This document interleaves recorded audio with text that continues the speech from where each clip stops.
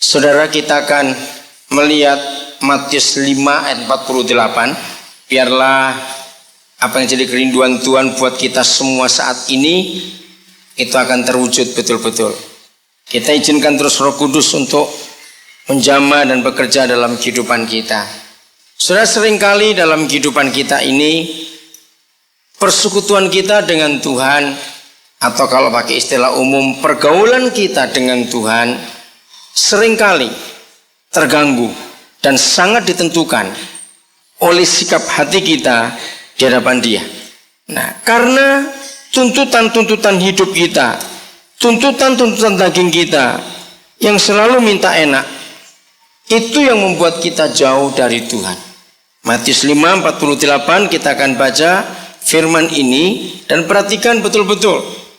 Buat saya, saudara, Matius 5:48 ini adalah satu-satunya ayat dalam perjanjian baru yang sangat dahsyat dan sangat menakutkan. Sungguh, ayat ini luar biasa. Begini kata Tuhan Yesus. Matius 5 ayat 48.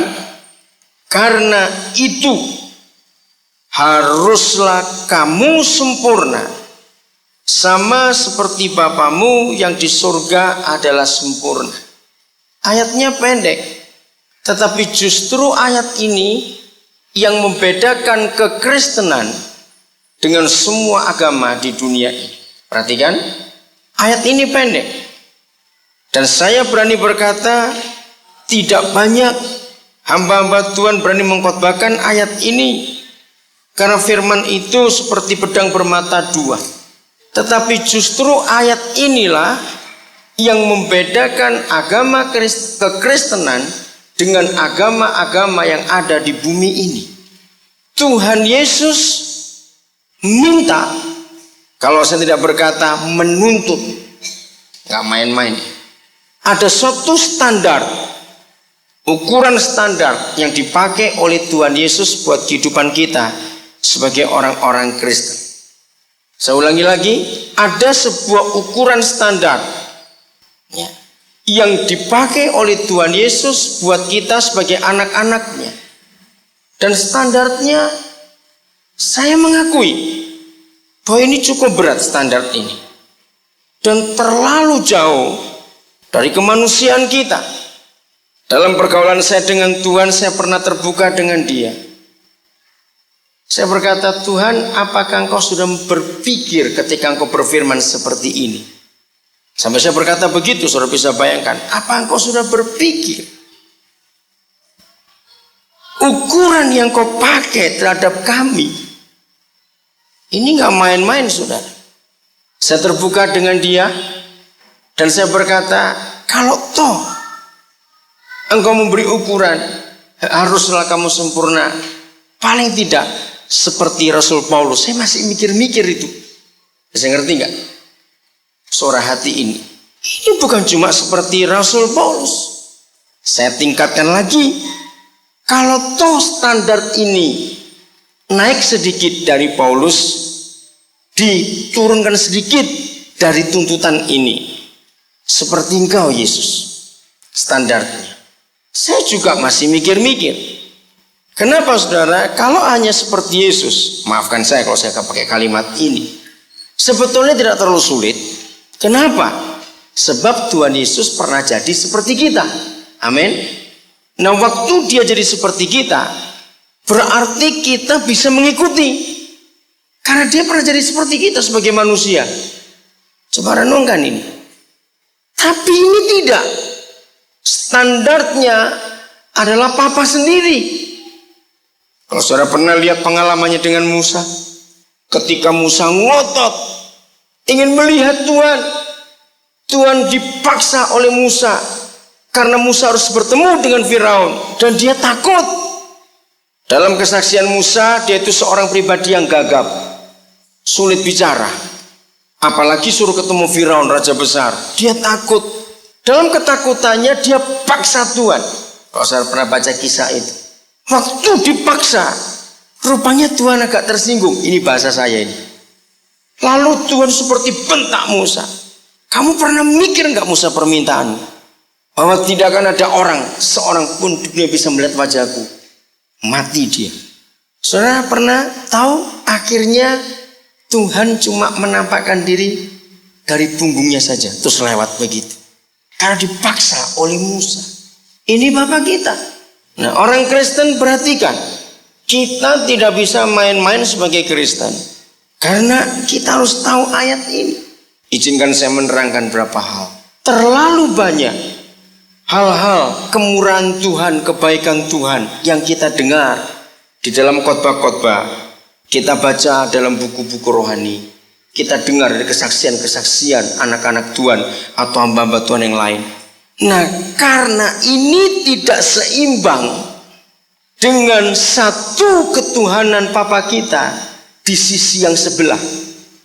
Ingat saudara, dalam kitab Ibrani 9 dituliskan, mengapa Tuhan harus menyatakan Yesus kepada dunia ini? Sebab Bapa kita itu berperang. Dia perang dengan dirinya sendiri antara kasih dan keadilannya. Coba saudara renungkan ini. Bapa kita itu berperang dengan dirinya sendiri antara kasih dan keadilannya. Itu harus berjalan seimbang dan bersama-sama. Itu sebabnya Yesus harus dinyatakan untuk menyatakan keadilan dan kasihnya itu sejalan dan seimbang. Di satu pihak saudara, dia tidak tahan melihat kita anak-anaknya dihukum. Oh, dia nggak sampai hati. Itu jelas kasihnya. Tapi di sisi yang satu, dia itu adil. Nah, keadilannya itu tidak pernah bisa mengizinkan bertoleransi, mengiyakan dosa. Oh, itu sama sekali tidak. Coba renungkan, itu Ibrani 9 saudara. Ketika saya diwahyukan oleh Roh Kudus itu, saya begitu ikut bingung. Kasih dan keadilannya harus jalan sama-sama. Tidak bisa tidak. Nah, di dalam kehidupan ini saudara, yang sering kita dengarkan dari kesaksian, begitu banyak orang-orang Kristen, anak-anak Tuhan, hamba-hamba Tuhan. Kasihnya, kemurahannya, kebaikannya, terus begitu. Nah, kita tidak pernah menyadari betapa neraka itu masih buka sampai hari ini. Pasar bisa tutup, Santika bisa tutup, neraka nggak pernah tutup, tahu nggak? Oh nggak, amin. Betul? Neraka tidak pernah tutup sampai hari ini. Nah, ini yang sering kita kurang dengar. Karena kita hanya pikirkan soal kemurahan Tuhan, kebaikan Tuhan, sebagainya itu. Saudara, jangan main-main dengan kemurahan Tuhan Bapa kita. Walaupun dia penuh kasih, kita terus tahu dia itu adil. Nah, dalam keadilannya ini, dia tidak pernah bisa mentoleransi dosa sekecil apapun juga. Saya ingin ingatkan malam ini sebagai anak-anak Tuhan, supaya kita tetap sadar, siapapun kita, satu, neraka tidak akan pernah tutup walaupun Yesus sudah mati. Dua, Tuhan kita, Bapa kita tidak pernah menimbang-nimbang dosa dan memberi ukuran dosa seperti ukuran baju SML. Ingat itu. Ngerti sekarang? Dosa itu nggak ada besar, nggak ada kecil. Buat Bapa kita, dosa itu dosa. Ingat semuanya ini. Jadi jangan anggap kalau kita dosa kecil, maka nerakanya itu dangkal. Enggak. Neraka juga enggak seperti kolam renang. Ada yang dangkal untuk anak-anak. Sehingga kalau ada orang berbuat dosa kecil-kecil, apinya cuma semata kaki. Enak aja. Ingat ini baik-baik. Ngerti sekarang? Dosa itu dosa. Neraka itu semua sama dalamnya. Tidak ada ukuran dangkal ataupun dalam. Orang Kristen harus terus ingat ini. Kalau ini jarang diberitakan, maka seenaknya kita akan hidup. Berapa waktu terakhir ini saudara, kalangan-kalangan karismatik pun sudah mulai mentoleransi doktrin Calvin yang mengatakan sekali selamat tetap selamat. Ada berapa hamba Tuhan karismatik hebat-hebat di Jakarta yang berani mengkhotbahkan ini. bahwa kalau kita diselamatkan, tetap selamat apapun yang terjadi.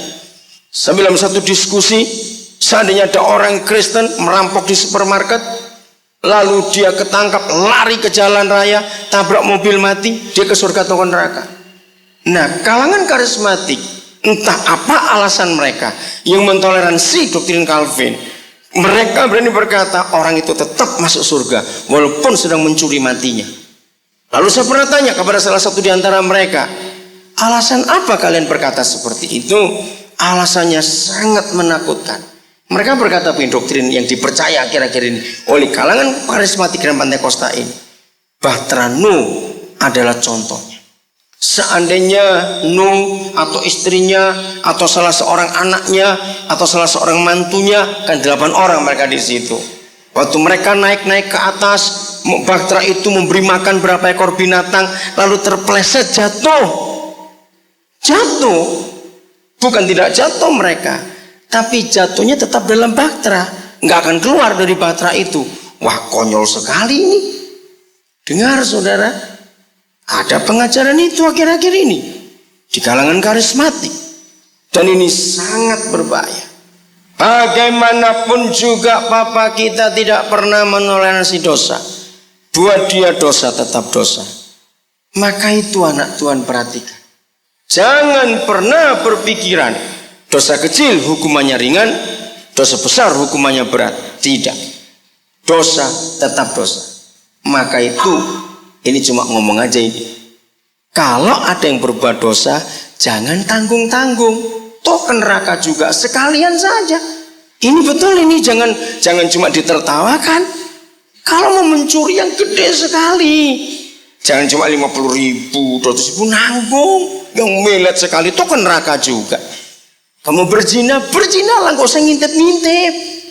Sama hukumannya sebabnya. Amin kan cepat ini anak Tuhan. Ini harus kita ngerti.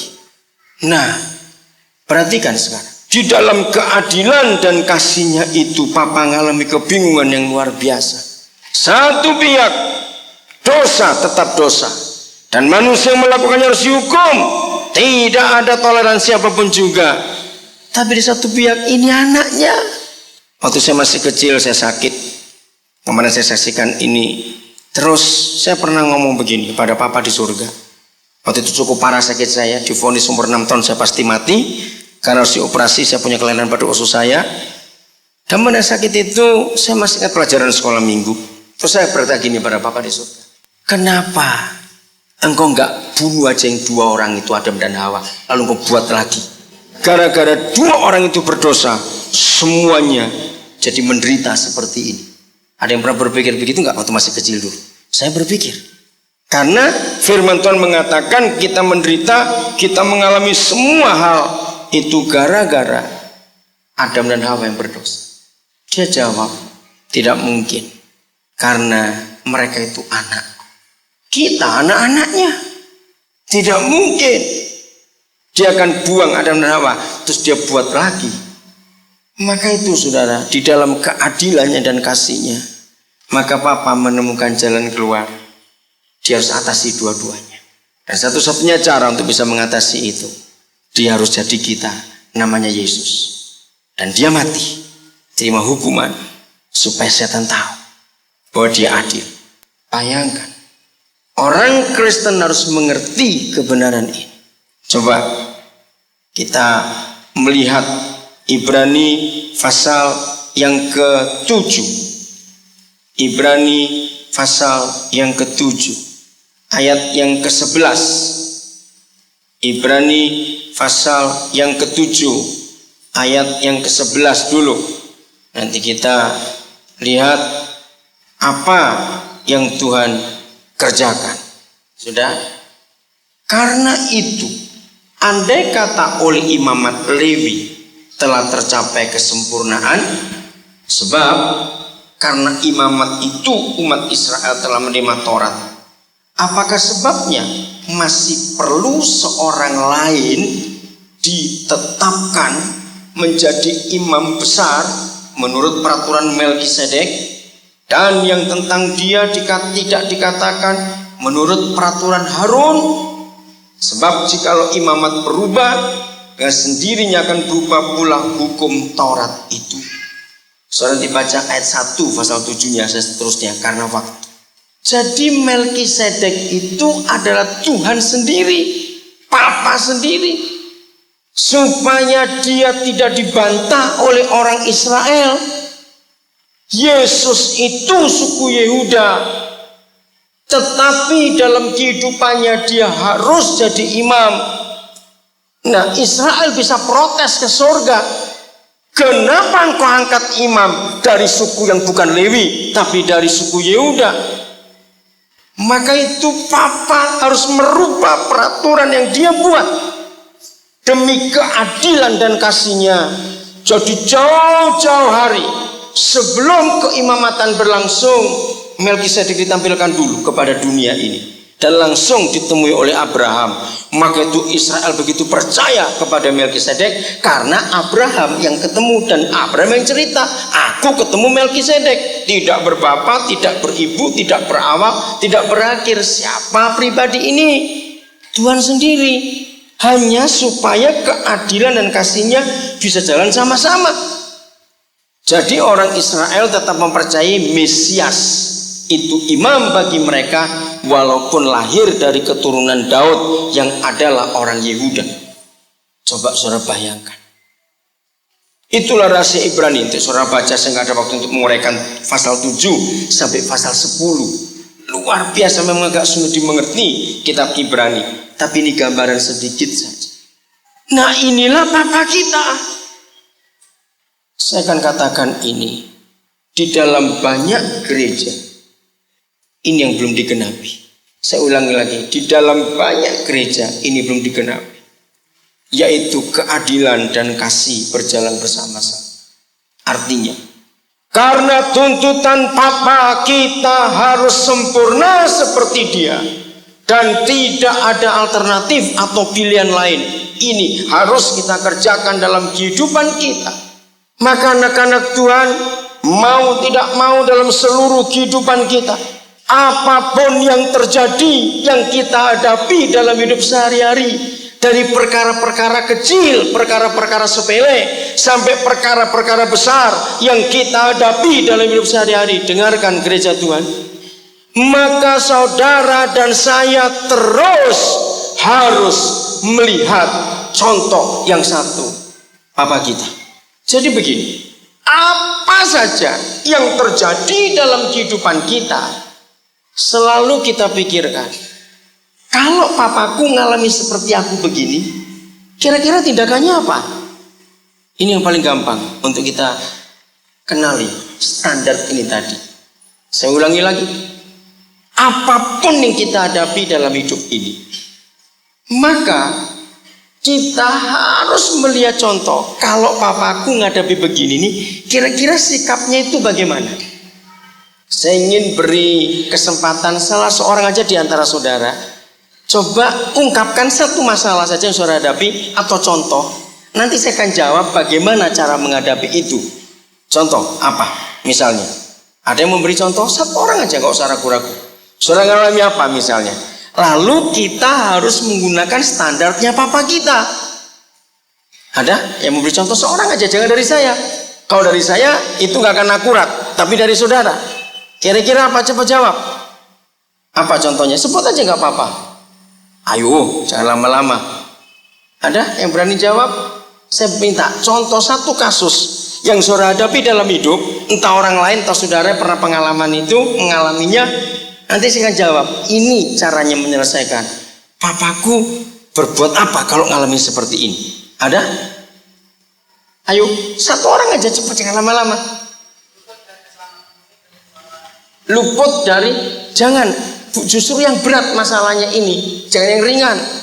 Kalau luput dari kecelakaan terlalu kecil. Enggak, ini contoh-contoh yang sulit dalam hidup ini. Saudara ngalami apa contohnya? Lalu pakai ukuran standar Papa. Karena Yesus berkata, hendaklah kamu sempurna, haruslah kamu sempurna sama seperti Papamu yang di surga adalah sempurna. Ada yang muncul lagi contoh yang lain? Ayo cepat.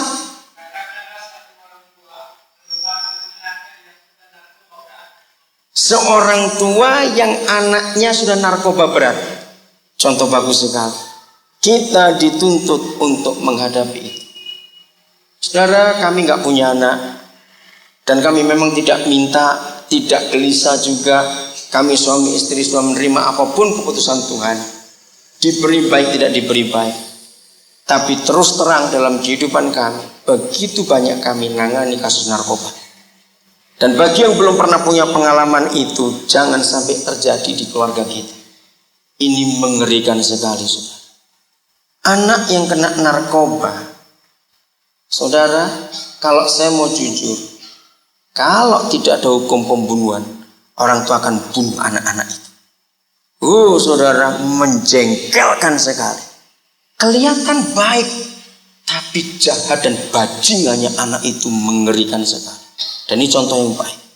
Sama, walaupun semua kita tidak pernah semua kena narkoba, tetapi sesungguhnya bagi Papa di surga, kelakuan saudara dan kelakuan saya lebih daripada seorang anak yang kena narkoba. Betapa kita menyakitkan dia. Iya atau tidak? Coba saya tanya ini, ya atau tidak? Kelakuan kita kepada Papa kita di surga jauh lebih berat daripada kelakuan anak-anak yang kena narkoba.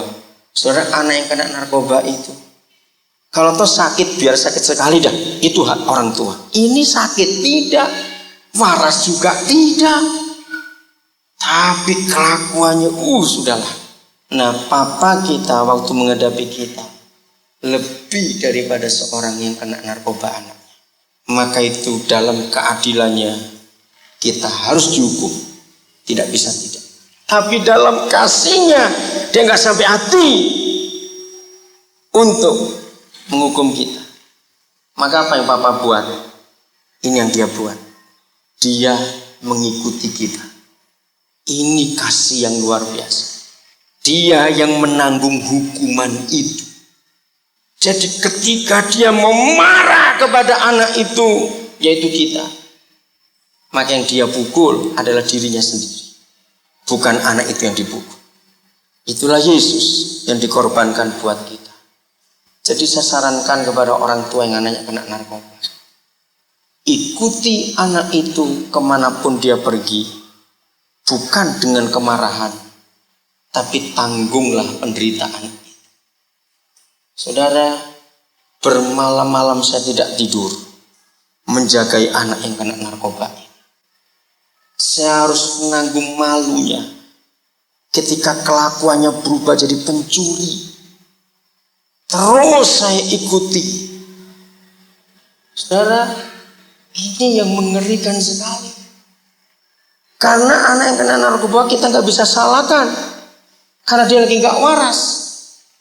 Nah, begitu ada kesempatan seperti Papa kita, begitu dia tahu ada kesempatan baik buat kita, lalu dia bisa nasihati kita, dia akan nasihati kita. Sama seperti anak kita yang kena narkoba. Setelah kita ikuti dia, kalau perlu ikuti sampai ke kelompok mereka, tapi bukan dengan kemarahan, tapi dengan kasih sayang. Hukumannya kita tanggung. Rasa malu, capek, rugi waktu, rugi tenaga, rugi uang, dan semuanya itu. Dan itu yang terjadi. Mereka lari. Waktu kita lengah sedikit, lari itu anak. Saya kejar, ikut lari juga. Rasanya sudah bukan anak sendiri ngerepoti lagi seperti ini. Rasanya saya mau tinju aja anak kayak begini. Tapi lagi sekali, ingat kasih Papa di surga. Saya pun waktu itu lebih kurang ajar daripada anak ini kepada dia yang di surga. Enggak usah ingat begitu, saya bisa reda. Terus dan bersyukur kepada Tuhan. Ada beberapa yang sudah sembuh sampai hari ini. Itu satu anugerah Tuhan yang luar biasa. Contoh yang baik, Pak. Terima kasih untuk keterusan Bapak menceritakan itu. Jadi apa saja yang kita alami, saudara, langsung kita pikirkan, kalau papaku ngalami ini, apa yang dia buat? Nah, ini cara yang paling mudah untuk menggenapi Matius 5 ayat 48. Di dalam segala hal, Ya mungkin saudara tanya, masa Tuhan bisa mengalami semuanya itu? Saya tunjukkan ayatnya. Ibrani pasal 2. Perhatikan ayat ini, mulai ayat yang ke-14 sampai ayat yang ke-18. Ibrani 2, 14 sampai 18. Karena anak-anak itu adalah anak-anak dari darah dan daging, maka Yesus juga menjadi sama dengan mereka, dengan kita manusia.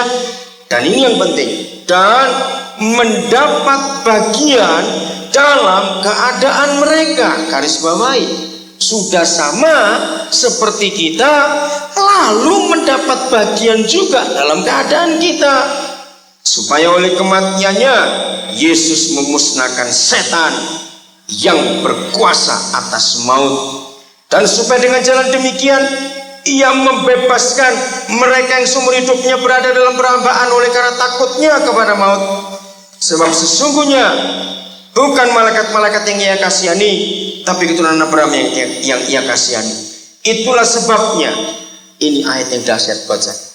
Itulah sebabnya dalam berapa hal, segala hal. Jadi saudara, tidak bisa dipilih-pilih. Yesus itu jadi sama seperti kita untuk hal apa saja. Itulah sebabnya maka dalam segala hal Ia harus disamakan dengan saudara-saudaranya, supaya Ia menjadi imam besar yang menaruh belas kasihan dan yang setia kepada Tuhan untuk mendamaikan dosa seluruh bangsa. Sebab oleh karena Ia sendiri telah menderita karena pencobaan, maka Ia dapat menolong mereka yang dicoba. Nah, saya ambil contoh yang paling gampang ayat 8 begini.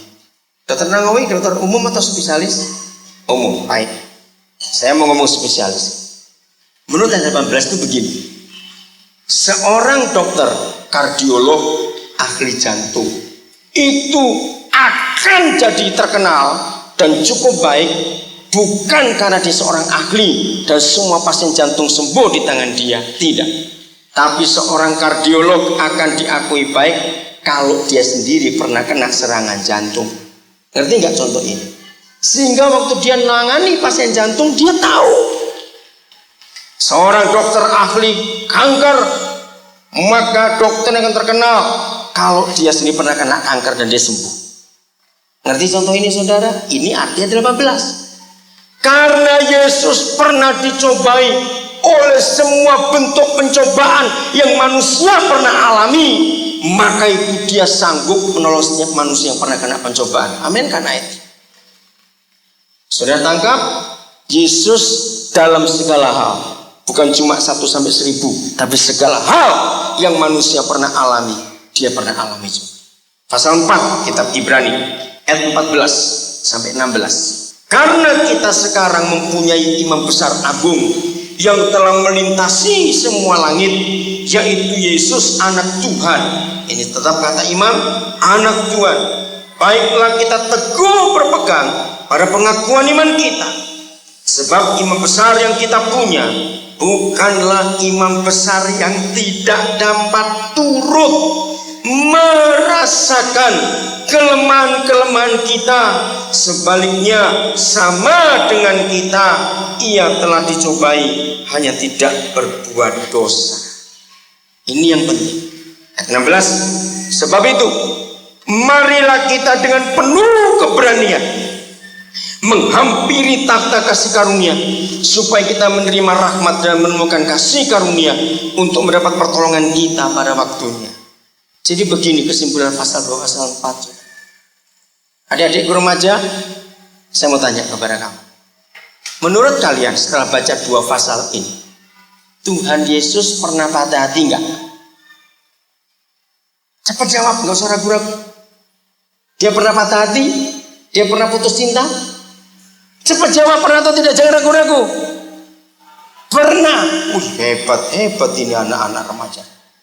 Betul, dia pernah. Karena firman-Nya mengatakan apa saja yang manusia pernah alami, dia alami. Maka itu saya berani berkata, ibu-ibu yang punya bayi, jangan panik kalau bayimu kembung. Yesus pun pernah kembung waktu masih bayi. Amin kan, cepat. Kalau ada orang tanya gini, kalau begitu dia pernah sakit gigi enggak? Pernah. Ayatnya ada. Loh kok enggak amin? Betul. Dia pernah sakit kepala? Cepat jawablah, lama sekali ah. Pernah. Dia pernah sakit mah? Pernah. Ngerti sekarang? Ibu-ibu, dia pernah nggak merasakan disakiti suami itu kayak apa? Loh kok ini tanya, cepat jawab ah. Ibu-ibu yang jawab, pernah nggak? Pernah. Hebat-hebat kalau begitu. Nah, saudara, jadi Ibrani 2 dan Ibrani 4 itu sungguh luar biasa. Pokoknya apa saja yang manusia pernah alami, dia pernah alami. Maka itu kata-kata penting saudara beri garis bawah. Dalam segala hal dia harus disamakan dengan kita. Itu sebabnya dia harus mengalami semua yang kita alami. Dia sudah pernah mengalami semua pencobaan kita. Bedanya cuma satu, dia nggak pernah berbuat dosa. Ini yang luar biasa. Coba saudara tanyakan apa lagi sekarang. Maka itu Pak, tadi kalau Bapak tanya soal narkoba, jadi Yesus pun pernah punya anak narkoba juga. Oh nggak ada yang amin. Kamu itu loh, masa lupa. Loh amin kan cepat. Ya tangan kita anaknya. Jadi dia pernah ngalami semua yang manusia pernah alami. Oh nggak amin. Amin itu jangan diam saja. Ini perkara penting. Kalau saudara sudah mengerti Ibrani 2:14, maka sekarang kita akan gampang untuk memikirkan. Kalau begitu, apa saja yang aku alami, ternyata Bapakku juga pernah alami. Maka itu kalau hari-hari ini seorang alami apa saja, langsung aplikasikan, langsung proyeksikan. Kalau begitu, waktu papaku ngalami ini, kira-kira dia buat apa? Sebagai anak, karena di sini banyak juga anak yang ditinggalkan oleh orang tua. Saya mau tanya kepada saudara, dia pernah ditinggalkan nggak oleh papanya? Pernah. Ingat waktu dia tergantung di kayu salib, ketika dia berteriak, Eloi, Eloi, lama sabatani. Saudara, itu teriakan yang mengerikan. Ketika dia lagi tergantung di kayu salib, dia melihat murid-muridnya dan orang-orang yang pernah dia tolong, semuanya lari. Maka harapan satu-satunya cuma papanya. Tiba-tiba dia melihat ke surga. Papanya pun lari meninggalkan dia. Itu dia ketakutan luar biasa saudara. Jangan dianggap enteng cerita Eloi, Eloi lama sabatan. Saya merenung pada waktu itu. Kenapa Papa engkau tinggalkan Yesus? Katanya engkau mengasihi dia. Jawabannya jelas. Saudara bayangkan, ketika dia tergantung di kayu salib, itu dia mengangkut seluruh dosa manusia di dunia. Baik yang hidup pada waktu itu, termasuk yang sudah mati pada zaman Nuh, dan yang akan hidup sesudah dia sampai hari ini dan sampai tahun-tahun yang akan datang. Itu berapa puluh miliar manusia. Coba saudara bayangkan, kita memang tidak pernah bisa punya bayangkan dosa itu sekotor apa. Sulit kita membayangkan. Tapi saya mau beri gambaran. Kalau dosa kita, setiap manusia itu cuma satu tetes, itu cairan. Lalu Tuhan Yesus harus menanggung tetesan-tetesan dosa dari puluhan miliar manusia di dunia. Maaf, ini cuma contoh. Saudara pernah bayangkan anak saudara waktu digendong terus jatuh masuk dalam sapi tank WC, dari ujung kepala sampai telapak kaki tai semua. Ayo, walaupun anak, saya tanya, saudara peluk, saudara ciumi, cepat jawab. Kalau enggak, bisa bayangkan itu baru tai itu. Ini lebih daripada kotoran manusia dosa kita itu. Betul tidak? Dan seluruh manusia di dunia yang sudah pernah hidup pada waktu itu dan yang akan hidup terus sampai selama ada dunia ini, dia harus tanggung semuanya itu. Bisa bayangkan keadaan rupa dan tubuh Tuhan kita tergantung. Lalu Papa melihat itu, dia jijiknya luar biasa. Dan dia palingkan wajahnya kepada terhadap anak ini. Maka itu dia menjerit, kenapa engkau tinggalkan aku? Jadi anak-anak yang ditinggalkan orang tua, Yesus belum pernah merasakan perasaan itu. Sebut apa saja, dia sudah pernah merasakan semuanya itu. Saya ulangi lagi, sebutkan apa saja, dia sudah pernah merasakan semuanya itu, saudara. Percaya sekarang? Kalau begitu, kira-kira sudah bisa simpulkan, gampang tidak menggenapi Matius 5:48 sekarang? Ayo jawab cepat, jangan pura-pura. Gampang atau tidak? Kalau ragu-ragu, gampang, jawabannya susah betul. Kenapa gampang? Sebab dia pernah hidup seperti kita. Berarti setiap langkah pencobaan, setiap langkah tekanan hidup, setiap masalah yang kita hadapi, dia sudah pernah tahu semuanya itu. Dan kita datang kepada dia. Amin. Lalu kita minta anugerahnya. Nah, yang terjadi dalam kehidupan kita, ketika semua itu terjadi, kita tidak segera memproyeksikan diri kita kepada Bapa. Tapi kita mikir-mikir, enaknya bagaimana ya balas orang itu ya. Nah, itu yang kita pikirkan. Seharusnya waktu kita disakiti, dikecewakan, kita difitnah, kita dirugikan, kita dibangkrutkan sekalipun, yang kita pikirkan adalah bukan bagaimana balas orang itu. Terus berdoa kira-kira ada petir siang hari, biar orang itu sambar petir sana. Bukan begitu. Tapi yang kita pikirkan adalah, apa? Waktu engkau disakiti, apa yang kau kerjakan? Nah, kalau kita tanya begitu, dia akan tunjukkan. Lagi sekali, Ibrani 2:18. Dia pasti bisa menolong semua kita yang kena pencobaan. Sebab dia pernah dicobai oleh semua pencobaan manusia ini. Amin. Apa saja. Jadi tidak ada seorang pun di antara kita yang bisa beralasan, ampuni aku Tuhan, aku jatuh dalam dosa. Karena aku nggak tahu, nggak bisa. Ketika godaan itu baru datang, kita tidak membiarkan Roh Kudus menunjukkan kepada kita apa yang harus kita buat. Kalau Papa kita mengalami itu, apa yang dia mau buat? Ini harus kita miliki sebagai kebenaran dalam hidup ini, saudara. Maka itu mari sebagai orang-orang Kristen, saudara, sungguh jangan beri kesempatan kepada iblis untuk menipu kita dengan kata-kata yang klasik. Dengarkan, iblis selalu punya kata-kata klasik. Ketika kita mengalami godaan, mengalami cobaan, mengalami masalah, mengalami penderitaan, apa kata-kata klasik iblis? Mereka berkata, lihat, Tuhan tinggalkan kamu bukan? Buktinya mana? Katanya kamu bayar perpuluhan, katanya kamu rajin ibadah. Mana buktinya? Dia nggak sayang kamu. Saya sering dengar kata-kata klasik seperti itu. Jangan mau dengar lagi mulai hari ini. Itu tipuan si kurang ajar satu itu. Dia selalu memutarbalikkan firman Tuhan. Justru pada waktu saudara mengalami apa saja, jangan sibuk dengan orangnya, jangan sibuk dengan setannya, jangan sibuk dengan dosanya, jangan sibuk dengan masalahnya. Sibukkan diri kita dengan, Papa, kalau engkau ngalami ini waktu itu, apa yang kau buat? Tunjukkan kepada aku. Dan ini kalau saudara pernah baca Yohanes pasal 5, berkali-kali dalam Yohanes 5, Yohanes 6, Yesus berkata, anak tidak akan buat apa-apa kalau dia nggak lihat bapaknya buat dulu sesuatu. Masih ingat ayat itu? Saya ulangi lagi, cari di Alkitab, Yohanes 5 paling banyak itu. Berkali-kali Yesus berkata, anak tidak bisa buat apa-apa kalau dia nggak lihat bapaknya buat apa-apa dulu. Maka apa yang bapaknya buat, itu yang dilakukan oleh anak itu. Hebat sekali.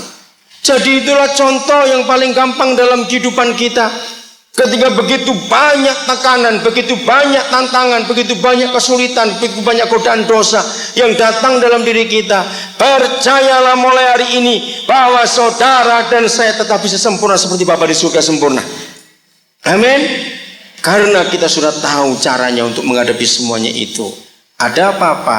Tanya, Papa, kalau engkau mengalami seperti aku, apa yang kau lakukan? Papa pasti akan memberitahukan kepada kita, begini anakku. Wow, itu luar biasa sekali.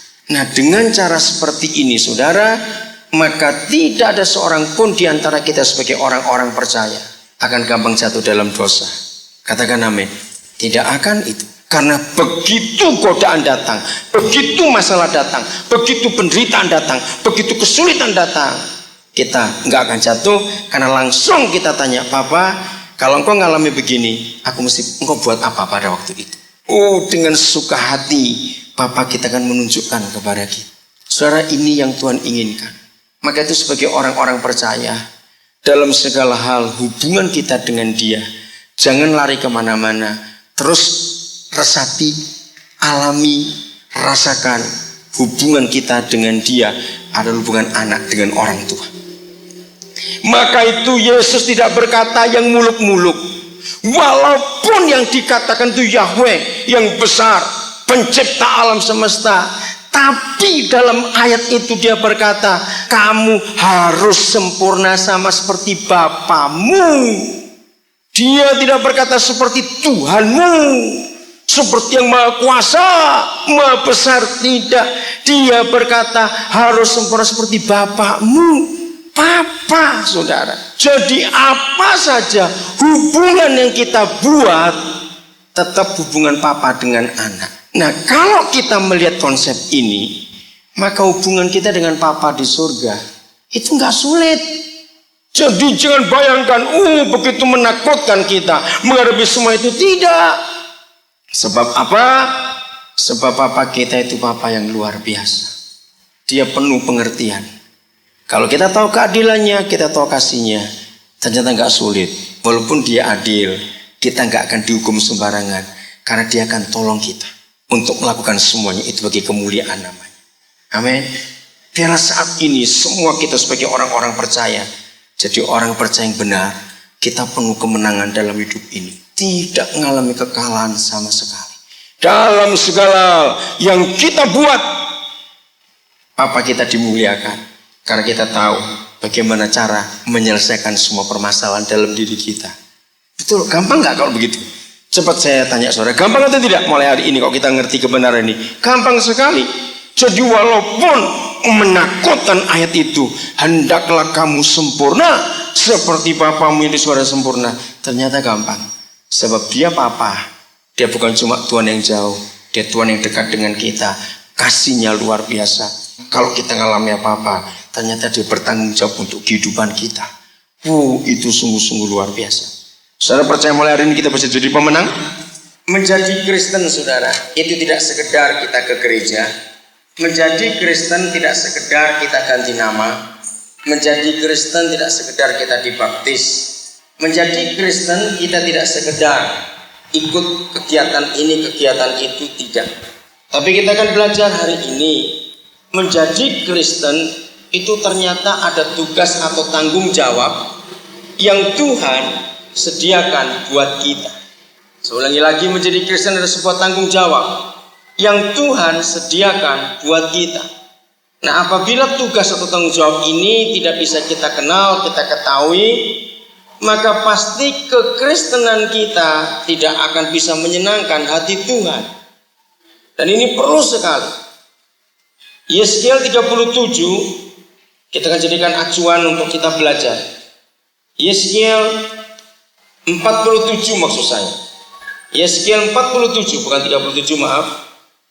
Kita akan melihat apa yang Tuhan inginkan. Nah, kisah ini sudah sering kita dengar, tapi saya tidak tahu kalau hari ini Roh Kudus ingin kita mempelajari lagi. Dan mari kita minta Roh Kudus menuntun kita apa yang Dia mau dalam proses ini.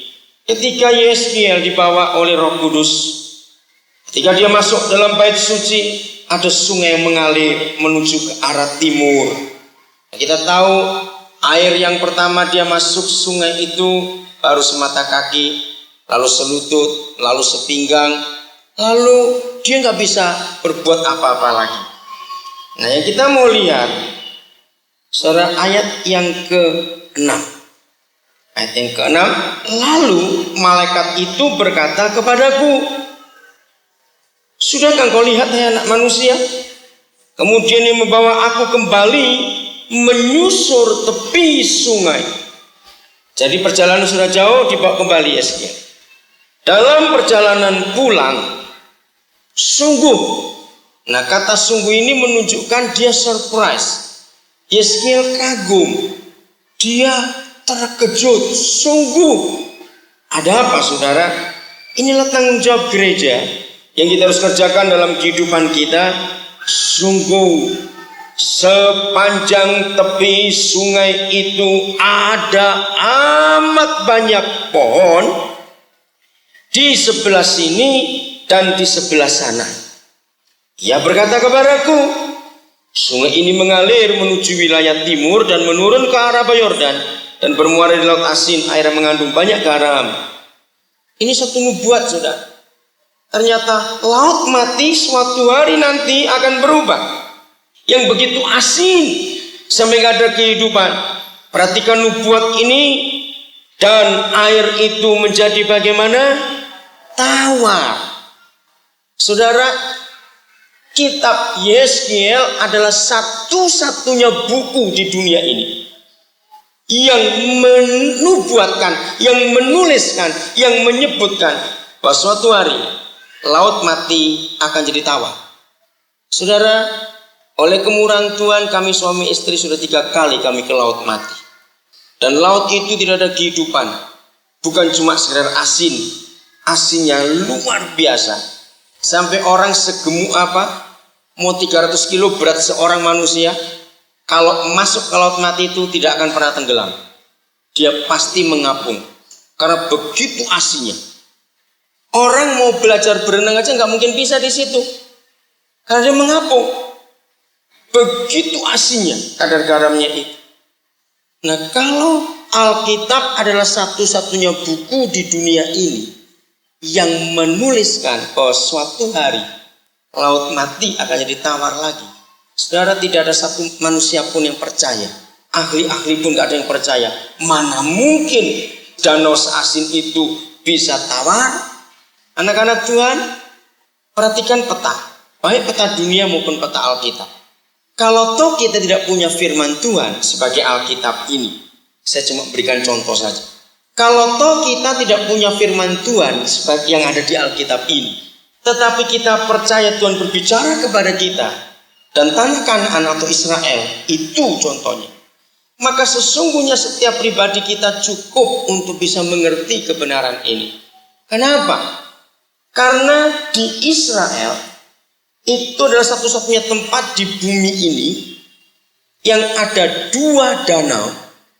Satu danau Galilea, satu danau laut mati. Jadi laut mati itu sebetulnya danau. Dia bukan laut. Sebab dia ada di tengah-tengah daratan. Seperti danau Limboto misalnya, danau Toba, itu di tengah-tengah. Tapi kenapa disebut laut mati? Karena begitu asinnya. Orang sebut dia laut. Nah, yang luar biasa, 2 danau ini punya karakter yang sangat bertolak belakang. Galilea itu danau yang menjadi sumber air untuk seluruh negeri Israel. Itu danau Galilea. Ikannya luar biasa banyaknya.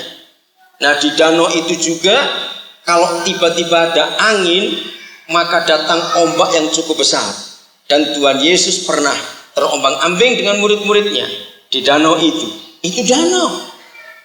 Bukan laut, tapi ada ombaknya kalau angin tiba-tiba turun. Laut mati ini danau juga. Bertolak belakang. Tidak bisa diapa-apakan airnya. Karena asinnya luar biasa. Di danau laut mati itu tidak ada seekor ikan pun hidup. Jangan lagi ikan. Pokoknya di laut mati itu tidak ada barang yang hidup. Jadi mau ganggang, mau jenis biota apapun tidak ada sama sekali. Karena begitu asinnya. Nah, mengapa 2 danau ini bisa punya sifat yang berbeda?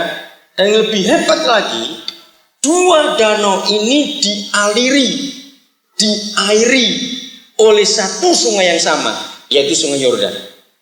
Ini yang ajaib, saudara. 2 danau dapat air dari satu sungai yang sama, namanya Sungai Yordan, tapi sifatnya beda. Inilah gambaran orang Kristen. Danau Galilea itu letaknya adalah kedua titik terendah di bumi yang di bawah permukaan laut. Jadi Danau Galilea itu kira-kira 400 sekian meter di bawah permukaan laut. Itu Danau Galilea. Rendah sekali. Lalu Laut Mati adalah tempat terendah di bumi yang ada di bawah permukaan laut. Laut Mati itu hampir 600 meter di bawah permukaan laut. Jadi saudara bisa bayangkan, karena sungai Yordan itu mengalir, maka karena tempat itu paling rendah, dengan sendirinya Laut Mati tidak punya pintu belakang untuk mengalirkan airnya. Tapi Danau Galilea yang diairi oleh sungai Yordan, dia punya pintu belakang. Dari Danau Galilea terbuka lagi sungai Yordan yang berikut. Dan dari sungai Yordan yang berikut ini ketemu di Laut Mati. Laut Mati itu berhenti, tertutup, tidak bisa terus. Maka itu airnya begitu asin. Sekalipun tiap hari dapat pasokan air tawar dari sungai Yordan. Kira-kira sudah mengerti? Inilah gambaran kekristenan. Danau Galilea adalah Kristen. Kalau diberkati, dia punya saluran untuk memberkati yang lain. Kalau Laut Mati, dia terima berkat, tapi dimakan sendiri. Dan tidak pernah keluar dari dirinya. Maka itu ada kematian di situ. Dan luar biasa Tuhan kita menciptakan dua danau itu sebagai khotbah yang hidup untuk kita. Jadi orang Kristen berhak untuk memilih, kita mau seperti Danau Galilea atau seperti Danau Laut Mati. Ini yang luar biasa. Nah, ini nubuat yang gak bisa dipercaya oleh seorang ahli manapun di dunia ini. Mana mungkin Laut Mati akan berubah jadi tawar. Bahkan saudara, dalam Wahyu pasal 21 ayat 1, 2, dan 3 itu lebih gila lagi. Hanya Wahyu 1, Wahyu 21 ayat 1, 2, dan 3 yang menuliskan bahwa suatu hari lagi laut seluruh dunia ini pun akan tawar. Tidak ada buku lain di dunia. Saudara, ketika saya mempelajari beberapa ilmu pengetahuan tentang keadaan air asin di bumi ini, sungguh tidak ada seorang pun ahli pernah berpikir suatu hari laut akan tawar. Tapi Alkitab yang mengatakan itu. Percayalah itu saudara, akan terjadi betul. Secara hurufiah pun akan terjadi, secara rohani pun akan terjadi. Tawar airnya. Ayat 9. Roh Kudus jamah setiap kami supaya kami sadar. Jadi apa kami ini yang selanjutnya? Dalam namamu Tuhan kami minta. Sehingga kemana saja sungai itu mengalir. Ini yang mengharukan saya dan begitu indah. Kemana saja sungai itu mengalir. Saudara perhatikan kalau sampai ada kata kemana saja sungai itu mengalir, maka sungai ini punya alur yang tetap atau tidak loh saudara. Kalau kita baca sepintas, kemana saja sungai itu mengalir. Kira semua sungai kan punya alur bukan? Nggak mungkin sungai nggak ada alurnya. Pasti punya yang dinamakan sungainya itu. Kalau firman ini menulis kemana saja sungai itu mengalir, berarti kira-kira sungai ini punya alur enggak? Tidak. Ini sungai hidup sudah. Sebuah sungai ini oleh para ahli mengatakan sebuah sungai kalau tidak punya alur itu berarti sungai itu disebut sungai hidup. Sebab dia bisa milih jalan sendiri kemana dia suka. Wah, buat saya ini hal yang luar biasa. Nah, selama saya hidup, banyak negara saya kunjungi, sudah kira-kira 33. Tapi saya baru melihat pertama sungai nggak punya alur itu di Papua. Kalau saudara pernah ke Manokwari, lalu ke Araran Siki, kita akan melewati 3 buah sungai yang tidak punya alur. Pertama Sungai Maruni, kedua Sungai Masabui, yang ketiga Kalimati. Aneh, sampai pemerintah pun tidak pernah bisa buat jembatan, sebab airnya semau-maunya kalau mengalir itu. Kalau sudah tiba waktu musim hujan, air begitu banyak, sungai itu pasti buat alur yang baru. Coba bayangkan, saya sampai heran pertama kali lewat daerah itu tahun 95 yang lalu. Ada sungai seperti ini. Saudara, kemana saja sungai itu mengalir. Perhatikan kalimat berikut. Segala makhluk hidup yang berkeriapan main di air itu, di sana akan hidup. Ikan-ikan akan menjadi bagaimana? Sangat banyak. Sebab kemana saja air itu sampai. Nah, ini cuma satu-satunya buku. Saya nggak bicara Alkitab. Alkitab hanya satu-satunya buku di dunia yang menubuatkan laut akan berubah jadi tawar. Saya ulangi. Sebab kemana saja air itu sampai, air laut di situ bagaimana?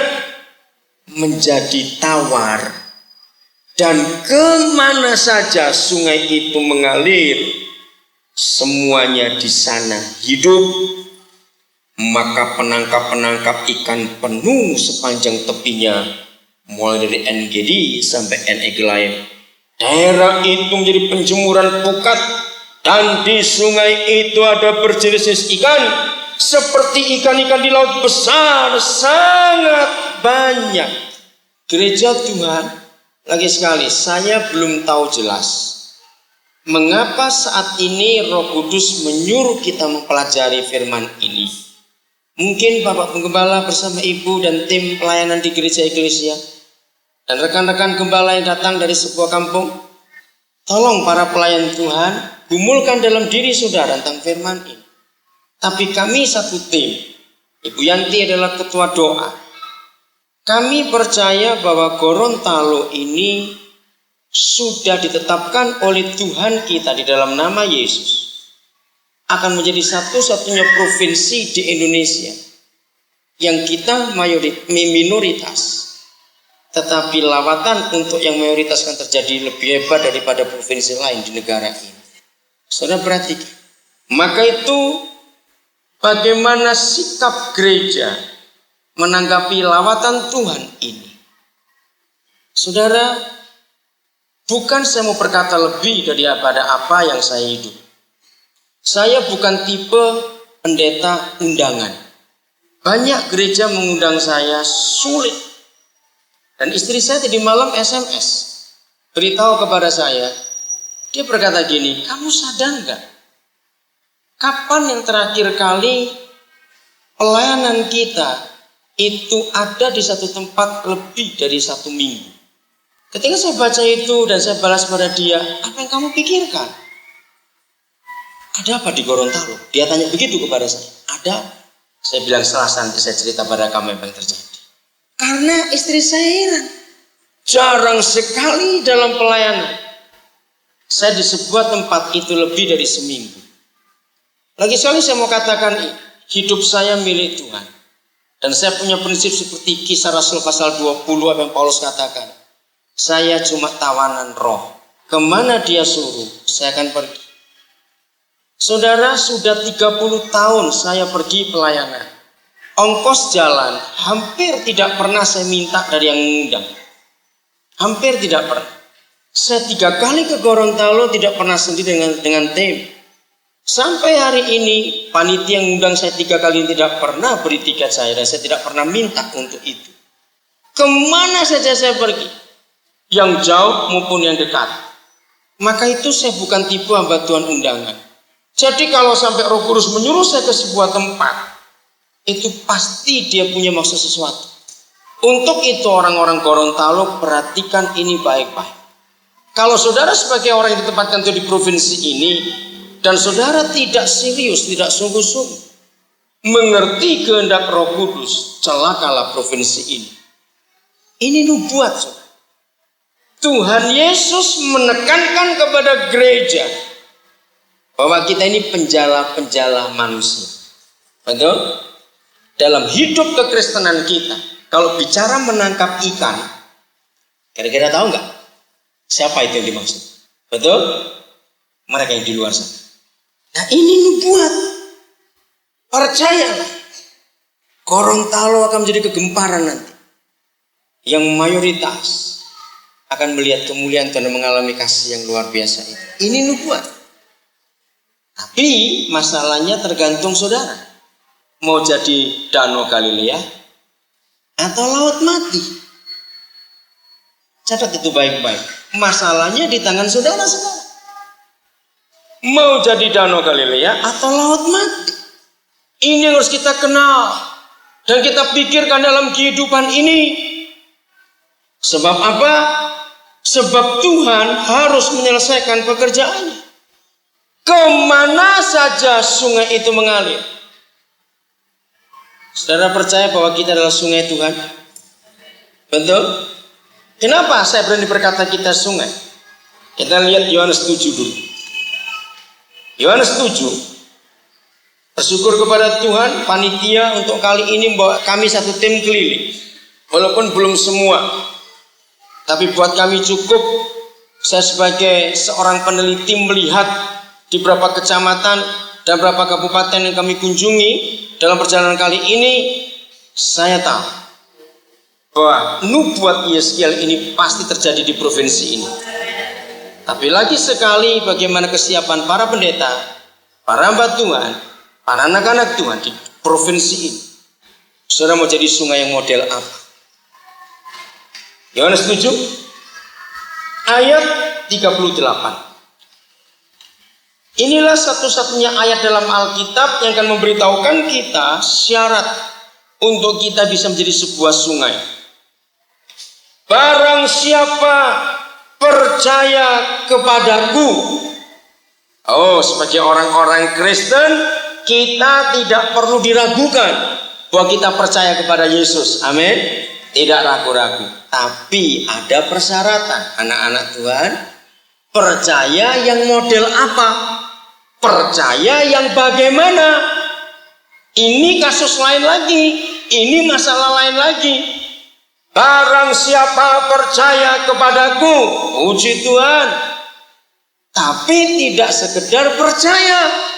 Ada sesuatu yang Roh Kudus mau, yaitu yang percaya seperti yang dikatakan oleh siapa? Kitab suci. Kedengarannya sederhana. Cuma percaya gitu aja gampang. Tunggu dulu. Berarti saudara dan saya harus percaya Yesus seperti yang tertulis dari Kejadian 1 sampai Wahyu 22. Ayo, gampang atau susah kalau yang ini diminta? Betul? Barang siapa percaya kepadaku seperti yang dikatakan kitab suci.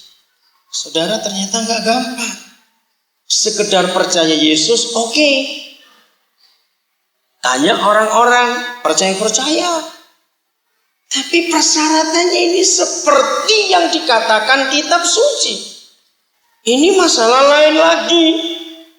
Tolong dari adik-adikku remaja, pemuda, jemaat umum, orang dewasa, orang tua, mari kita teliti hidup kita masing-masing. Apakah sampai menjelang akhir Agustus 2003 percaya kita kepada Tuhan Yesus sudah seperti yang tertulis dalam kitab suci atau belum? Hanya diri kita masing-masing yang tahu, tidak ada orang lain yang tahu. Amin. Karena kita yang tahu hati kita sendiri. Apa hasilnya kalau kita percaya kepada Tuhan Yesus seperti dikatakan kitab suci? Dahsyat, saudara. Dari dalamnya. Saudara perhatikan penulisannya dikasih tanda titik 2. Ini yang heran. Karena saya percaya Matius 5 ayat 17 mengatakan satu titik daripada Taurat itu gak akan berlalu. Jadi kalau saya mau belajar Alkitab, titik komanya pun saya perhatikan. Karena Yesus yang menyuruh satu titik aja gak akan hilang. Ini 2 titik lagi di situ. Ada apa? Penterjemahnya memberi 2 titik 2 setelah kata seperti yang tertulis dalam kitab suci. Titik 2, dari dalam hatinya Berarti ini kalimat baru, suatu perkataan yang ditulis yang luar biasa. Ini tidak main-main. Dari dalam hatinya akan bagaimana? Mengalir. Berapa aliran? Lebih dari satu aliran. Bisa 5, bisa 20, bisa 40, terserah. Roh Kudus akan bekerja membuka hati kita sebesar apa itu. Maka dari dalam hati orang yang percaya kepada Tuhan Yesus seperti yang dikatakan kitab suci, maka dari dalam hati orang itu akan mengalir aliran-aliran air hidup. Kalau aliran-alirannya air hidup, sungainya sungai apa? Masa sungai mati? Gak mungkin, bukan? Betul? Sungai hidup juga. Saudara, air itu dihitung dengan kata debit. Tahu kata debit? Debitnya berapa liter per detik. Itu cara menghitung keluarnya air di sebuah mata air. Coba, saya akan berikan gambaran ini. Anak TK pun pasti ngerti kok. Jadi kalau yang itu nggak ngerti keterlaluan itu. Dengar baik. Anak TK aja ngerti. Kalau saya uraikan bagi caranya. Kalau satu orang itu punya 5 aliran air. Cuma 5 saja ini. Saya beri yang paling kecil. Tergantung kepercayaan orang itu sebesar apa kepada yang dikatakan kitab suci, maka sebesar itu juga mata airnya. Nah, main. Jadi 5 ini yang minimum. Kalau satu orang Kristen, sekarang kalau saya hitung kira-kira ada berapa Pak Nongoi jemaat yang hadir pagi ini kira 200-an ada ini? 300? Berapa? Enggak ada. 200-an Pak ya? Oke, saya ambil 200. Kalau kita saja dari sekian puluh gereja di Provinsi Gorontalo, lalu satu orang mengeluarkan 5 aliran, lalu satu aliran debit airnya itu 10 liter per detik. Cepat hitung.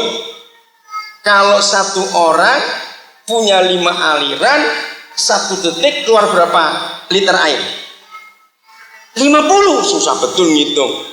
Itu satu orang 1 detik 50 liter. Kalau 1 jam dia keluar berapa? Nah, cepet kalikan 50 kali 60 itu loh, susah beneran. Berapa liter? 3000 liter. Kalau kali 24 jam kali 60 lagi, berapa itu? Ya biasanya hitung duit cepet, jangan lama-lama. Berapa?